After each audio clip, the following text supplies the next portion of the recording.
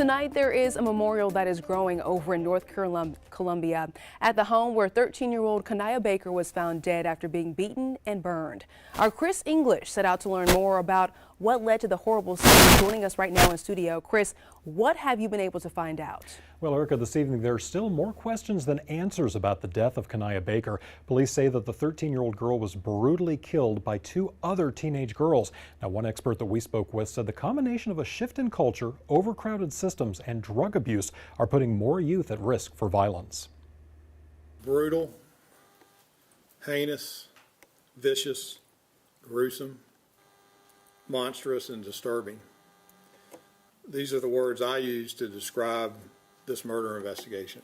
That's how Columbia Police Chief Skip Holbrook described the scene investigators found last Wednesday when the bludgeoned and beaten body of 13-year-old KaNiyah Baker was discovered burned in a North Columbia home. Tonight, a small memorial sits outside of the home on Cardamon Court in the Bayberry Mews neighborhood. Investigator and child advocate Chandra Cleveland shares her reaction when she learned of Baker's death. I was surprised, but not too surprised. If you've been reading or hearing the news in other states, this is a trend that's going on about these mean girls, and they have taken it as far as killing people. And now it has shown its ugly head in the state of South Carolina.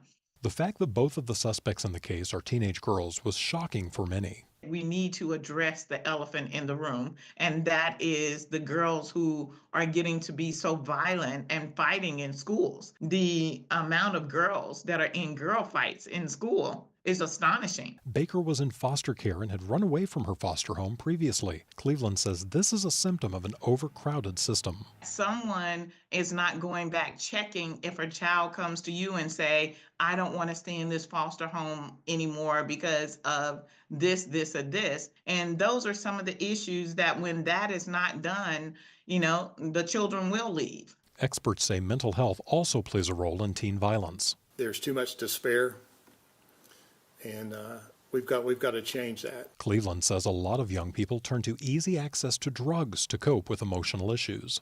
These young kids are getting hold to these vapes and synthetic marijuana, which is doing something to their undeveloped brain. Their mental psyche has been altered because of these vape shops. When they get these substances at a very young age, it affects their development, their decision making, and what they do.